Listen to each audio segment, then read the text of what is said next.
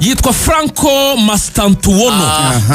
Franco Mastantuono ku myaka 17 n'iminsi 295 akaba abaye umukinnyi wa ambere w'umunyargentine ukiri mutoya ubukinyi umukino wa mbere muri Argentine agatsinda igitego akagahigo yagaciye ni wafashe Argentine rero gutsinda igihugu cya Chile. Yego ni igitego cya Julian Alvarez ku munota wa 16 gitsinza kirekare cyane. Alvarez mu byukuri igihe ari mu kibuga kugira ngo ave matatsinze biragoye haba mu kipe ya Atletico Madrid haba ndetse no mu gihugu cye cya Argentine. Bakinaga umukino babyoroheje cyane kubera ko n'itike bari bamaze kuba gusa naho bayizere cyangwa se bayibona. Narebye nka Lionel Messi ntabwo yabanjemo yaje gusimbura ku munota 57 yasimbura Nico Paz. Bari babanjemo abakinnyi ubona ko bashaka kuzashingiraho mu myaka iri imbere. Bano basore babitwa ba Adriano Simeone umuhungu wa Diego Simeone umwata komeye cyane mu kipe ya Atletico Madrid wataka aca ku ruhande wari ba Thiago Almada ba Nico Paz ba Ezequiel Palacios bari bagarutse mu kibuga ndetse na ba Romero n'abandi bagiye batandukanye. Ubona ko umutoza yari yagereje gukora introduction y'abandi bakinnyi Kanwa Petit niko ntago ariko ni Alvarez watsinze. Alvarez watsinze nibyo navugaga ni Alvarez. Ahubwo Kano Mastantuono niyo watangiye Mastantuono niwe watangiye ahubwo niwe wagaragaye mu kipe y'igihugu Argentine ku myaka mito akiri muto. Uyu mukinnyi n'ubundi Real Madrid yamaze kumvikana nayo kugira ngo azayerekezemo ariko ikipe ya Paris Saint-Germain nayo yari mukeneye cyane yari yasaze cyane kandi na za Man City ko zarakomanze nagasore ka River Plate uyu muri Plate witwa Luis Enrique yaramuhamagaye kuri telefone ariko ikipe ya PSG igendamo gake ngo Real Madrid ikibimenya niba ari ku munsi wo kwa kabiri niba ntibeshye ngo hari indege yavuye i Madrid baja muri Argentine kureba uno mwana idiru bayihaye witwa Juni Karafati niwe ushinzwe recruitment zo hanze y'umugabane w'umugabane w'Uburayi za Real. Niwe wazanye ba Vini niwe wazanye ba Rodrigo Guz niwe wazanye n'aba bapeti bandi batakira ikipe ya Real Madrid niwe bahise baha iyo diru yo kugenda gavugisha witwa Mastantuono kuko afite agaciro ka miliyoni zigera muri 30. Iyi kipe ya Real Madrid ngo yiteguye kuzishyura mbere yuko kuwa kabiri hagera kuko niho mercato y'amakipe azitabira igikombe cy'isi cy'amaklub izarangira ku 10. Uyu mupeti rero bashaka kumusinyisha bitarenze kuwa kabiri. Argentine yari yaruhukije cyane ndabona ba Lautaro ntabwo bakinnye ba Enzo Fernandez ba Macarista. Lionel Scaloni nyine yaruhukije kubera ko yamaze gukora ibye yamaze kujya mu gikombe cy'isi. Ariko ubwo na Brazil yanganyaga na Ecuador ubusa ku busa. Brazil yanganyaga na Ecuador match ya mbere ya Mzee Carlo Ancelotti aramutoza banganyana na Ecuador ubusa ku busa. Ntabwo bateye mu izamu kabisa urwishe yankaracyaye ntabwo birakunda. Nabonye yahoze avuga ko Vini kubera ko abanya Brazil bamurakariye cyane ngo nta kintu afasha ikipe y'igihugu ya Brazil avuga ko agiye kumufasha kongera kuba Vini nyine nko muri Real akatanga umusaruro nko muri Real akawutanga mu kipe y'igihugu ya Brazil. Ariko nimugoroba kuri attack yari kumwe na Richardson nawe ubona ko ataramera neza cyane ko namaze iminsi akina no ku ruhande mu kipe ya Tottenham Hotspur. Hanyuma bari kandi bafite kapeti bita Estevao ugakina muri Brazil ariko nyine ntabwo byakunze. Nabonye babuze cyane Rafinha utagaragaye muri umukino sinzi ikibazo afite bashaka ko bari imvune kubera ko no ku ntebe y'abasimbura ntabwo yarariho ariko bonaga nyine attack yabo iri shayi ba Bruno Guimaraes bageragezaga gutanga imipira imbere ariko ukabona barabura abataka bo gushyiramo ibitego birangira banganyije rero ntabwo nabo barabona itike y'igikombe cy'isi. Ikipe yitwa Man City yasinyishaga umunya-Algeria bitwa Ryan Ait Nouri araza kwerekeza muri ikipe ku munsi w'ejo ashobora kuzakora medical test mu ikipe ya Manchester City.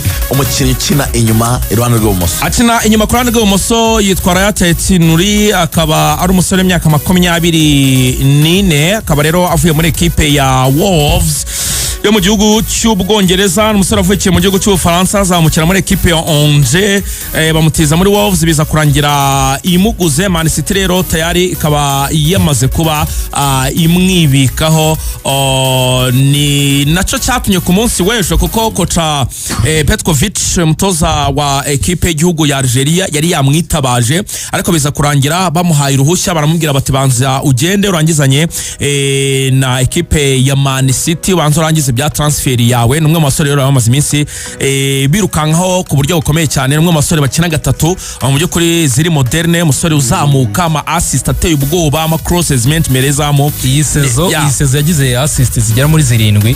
No umusore ufite karite Pep Guardiola akunda cyane, ya karite yo gusohora baro nkuko wabivuze, bimwe bita ku breaking ama lines, kuba wasohora baro ukayivana muri defense ukaba watuma abawinga bakina, ukaba wabaha yo ma assist byakanga ugatanga n'amacross byakanga ukaba wanagira uruhare ukaba wanashota mu izamu.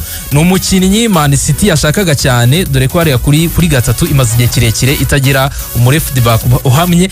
Uwaherukaga wenda yari Benjamin Mendy nawe byaranze. Kuva aho Benjamin Mendy yagendeye ubonaga ko ikipe ya Man City nta nimero 3 uhamye wari uhari. Basaga nabo bahengeka kuko bajyaga bakinisha Josko Gvardiol, Nathaniel Ake, aba center back bahashyira, ndavuga muri season ishize ntabwo rero afite wa nimero 3 typique uhakina kugira ngo abafashe no gukora ayo assist. Wenda Gvardiol yagiye anatsinda, ariko nyine yajyaga kuri 3 ugasanga n'ubundi muri axe yavuye hagiye kuba micyuho. Ubundi ni center back agomba kuba arimo na ba Diaz, kuba hazanye umukinnyi wakina rero Demetien nimero 3 kabisa ubona ko yihuta. Ubundi ba nimero 3 bari mu Bwongereza season ishize harimo uyu Ait Nouri ndetse na Milos Kerkez wa Bournemouth uje kujya muri Liverpool. Ubwo rero navuga ko Pep Guardiola yavuze ko atazasinyisha abakinnyi benshi, ariko nyine ntabwo bivuze ko atazasinyisha, azasinyisha abakinnyi bake akeneye ku myanya. Ariko n'ubundi mu kwambere yaraguze kurenza andi ma equipe yose, yaguze ba Maruf Mush na ba Kusanov. Ubwo Ait Nouri rero yasinyiye amasezerano azamugeza muri 2030. Birumvikana ubwo ni imyaka twavuga 4 agiye gusinya muri agiye kumara muri iyi equipe ya Manchester City. Ubundi Man City ngirakoresha medical test ebyiri muri no weekend. Ejo ni uyu Ryan Ait Nouri, ku cyumweru ni Tijani Reinders nawe araba yahageza ku cyumweru, ngo bitarenze ku wa mbere gutyo kwa kabiri uyu Ryan Cherki nawe nta gihindutse agomba gusinya ikipe ya Man City. Bamuguze 35 Nuri 40 35 z'amapaundi 40 z'amayero. Hanyuma nyuma yuko deal ya Bruno Fernandes yanze, ikipe ya Al Hilal ku munsi w'ejo yohereje offre muri Napoli. Yaravuga ati Victor Osimhen turamushaka cyane, kubera ko obita Simone Inzaghi unabizi ni uzatoza ikipe ya Al Hilal. Bashyizeho miliyoni 75 z'amayero, bavuga bati iki gihanyanswa n'ikize gitaye izamu. Ari Hilal kwiyubaka ku buryo bukomeye, ubwo bamaze kubona umutoza nabonye banabahenze. Uziko Simone Inzaghi bazajya bamuhemba miliyoni 25 z'amayero ku mwaka. 25 z'amayero ku mwaka. Urumva ushatse kuyashyira mu manyarwanda bimwe bya rigani byagorana cyane, ariko icyo wamye nuko byibura ku kwezi azajya ahabwa miliyari 1.5 y'amanyarwanda ku kwezi kumwe, azajya ahabwa miliyari 1.5 y'amanyarwanda. Ubwo rero niyo mutoza wa mbere uzajya uhembwa amafaranga menshi ku isi yose muri rusange, ikizemo n'abanyaburayi, arusha ba Diego Simeone, arusha ba Pep Guardiola.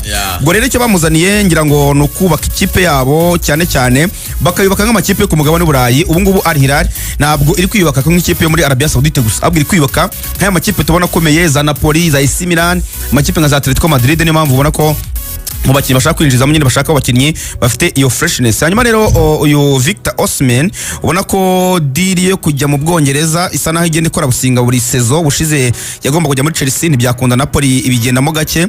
N'ubu ngubu Manchester United ndetse na Chelsea zamwifuzaga, ariko urabona ko amafaranga agiye kugurwa ntabwo rero zayatangaga 75 ntabwo ziri kuyatanga. Amafaranga y'uyu umugabo ni menshi, ariko ikindi kintu cyabagoraga ni salary ye, ko ku mwaka byafataga hafi miliyoni 12 z'amayero. Guhemba Victor Osimhen 300 ku cyumweru, 300 ku cyumweru nibyo byagiye bigora amakipe menshi, kuko miliyoni 75 amakipe yo yari yiteguye kuzitanga, ariko ikijyanye na salary cyo nicyo cyabagonze cyane.